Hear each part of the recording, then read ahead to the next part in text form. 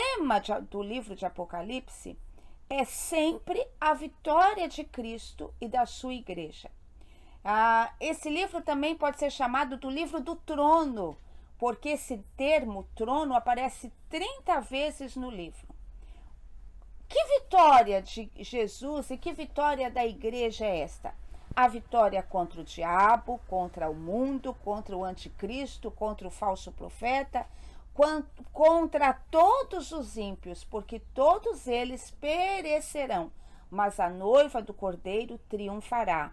Jesus triunfa sobre a morte, sobre o inferno, sobre o dragão, sobre a besta, sobre o falso profeta, sobre a Babilônia e sobre os ímpios. Então, a narrativa deste livro ela vai se desenrolar de forma dramática. João vai utilizar termos bastante dramáticos, onde nós vamos ver o final, a vitória do Senhor Jesus e da sua igreja. E vamos ver então como é que João começa no capítulo de número 1, apresentando o Senhor Jesus. Dos versículos 1 ao versículo de número 20 do capítulo de número 1, há uma majestosa apresentação do noivo da igreja. Ele começa com uma saudação consoladora, falando para aqueles irmãos que ele também fazia parte dos sofrimentos do Senhor Jesus, e traz uma saudação da Trindade divina. Ele saúda a igreja com a graça e paz do Deus Pai, do Deus Filho e do Deus Espírito Santo. E aí ele começa a trazer uma descrição, um retrato do noivo da igreja. Ele chama o Senhor Jesus de fiel testemunha, ele chama de primogênito dos mortos e de soberano dos reis da terra.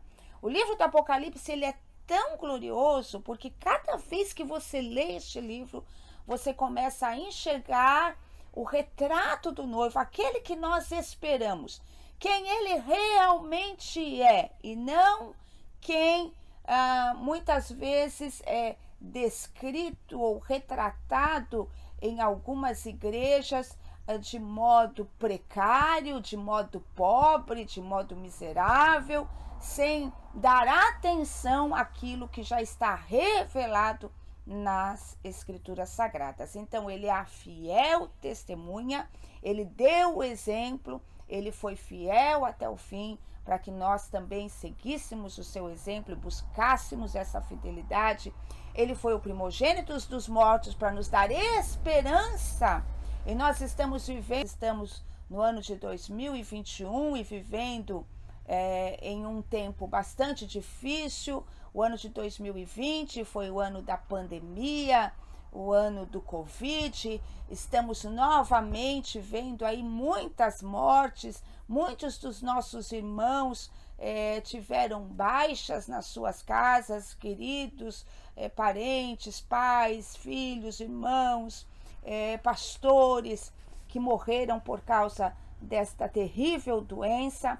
Mas a igreja do Senhor, ela consegue enxergar a morte com tristeza, claro, com luto, óbvio, com lágrimas, mas consegue enxergar a morte de maneira diferente, porque nós temos uma viva esperança. Nós sabemos que a morte não é o final.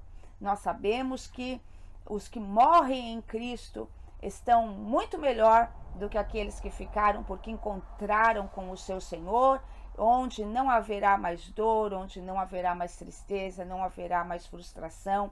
O Senhor, e também sabemos que um dia todos nós ressuscitaremos, todos nós venceremos a morte, como o Senhor foi o primogênito dos mortos e recebeu um corpo glorificado, nós também receberemos. Por isso ele é o primogênito dos mortos. E ele é o soberano dos reis da terra. É assim que João apresenta o noivo, soberano dos reis da terra. Ele é o grande rei. Não existe nenhum outro rei ou autoridade nesta terra que tenha maior autoridade do que este, que é o rei, o soberano de toda a terra, o nosso Senhor Jesus. E então ele traz uma doxologia, um louvor ao noivo. Na verdade, ele responde nos versículos 4, 5 e 6, ele responde a pergunta: por que a igreja deve adorar o seu noivo? Então a igreja deve adorar primeiro porque ele nos ama, está lá no versículo 4 e 5, porque ele nos libertou dos nossos pecados, também nos versículos 4 e 5, porque ele nos constituiu reino e sacerdotes, está nos versículos 4 a 6. E aí então vem a gloriosa aparição do noivo da igreja.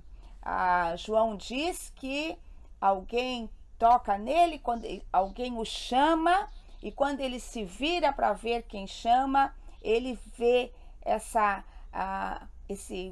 ele tem esta visão gloriosa do nosso Senhor Jesus. A primeira coisa que ele diz é que o Senhor Jesus está entre os 7 castiçais. E o próprio Jesus revela a João o que significam os 7 castiçais. São as 7 igrejas. Jesus está andando entre os 7 castiçais. Significa que o Senhor, ele está presente no meio das igrejas. Óbvio que quando eu falo igreja, estou falando da igreja do nosso Senhor Jesus. Onde estiverem 2 ou 3 reunidos, ali tem uma igreja. O Senhor está presente nesta igreja.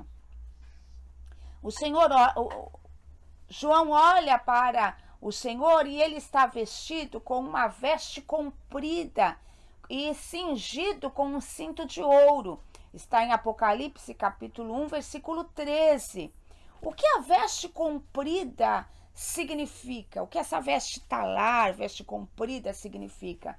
Era assim que os sacerdotes se vestiam. Você pode ver quando lá em Levítico e também em Deuteronômio, quando fala das vestes dos sacerdotes e do sumo sacerdote, essas vestes deveriam ser compridas. Isso dá a conotação de autoridade e também de majestade, a autoridade real e a majestade do sacerdócio do nosso Senhor Jesus. Ele é um rei sacerdote, por isso ele está vestido com a veste comprida e cingido com um cinto de ouro. Agora, ele não está como um intercessor, mas ele vem como um juiz. As vestes, com uma conotação de autoridade, trazem a conotação daquele que vem fazer juízo, trazer juízo. Ele está junto aos 7 candeeiros e na sua mão direita ele tem 7 estrelas. E ele mesmo também diz que as 7 estrelas significam os pastores, os obreiros das igrejas. Isso significa que os obreiros estão na palma da mão do nosso Senhor Jesus. Ele tem autoridade, domínio, controle sobre a igreja. Isso é tão consolador, isso é tão importante, queridos irmãos, porque mais uma vez nós olhamos para a situação de muitas instituições, de muitas denominações, e nós vemos que muitas vezes os homens querem tomar a autoridade do Senhor, querem fazer do jeito deles. Muitas vezes eles fazem com injustiça, com desonestidade, mas o Senhor Jesus consola a igreja dizendo que ele tem o controle, que ele tem o domínio. Então nós podemos orar, nós podemos clamar, nós podemos insistir e o Senhor traz justiça, ele faz a diferença dentro da igreja, ele muda, ele alinha conforme o seu coração. Então, ele olha também e vê que o Senhor tem cabelos brancos como a lã, no versículo de número 14. Isso fala essa visão que João tem do Senhor Jesus, toda essa simbologia agora que João tem colocado, nós podemos ver ali os atributos do Senhor Jesus, né? Então, Agora nós vamos ver a eternidade. Os cabelos brancos como a lã fala da eternidade do Senhor Jesus, da sua autoexistência. Ele não foi criado, ele sempre existiu. Também a cabeça alva era um símbolo de honra e transmitia a ideia de sabedoria e de dignidade no tempo de João. Os olhos são como chamas de fogo, no versículo de número 14. Isso fala da onisciência do Senhor Jesus. Ninguém escapa ao exame dos olhos do Senhor Jesus.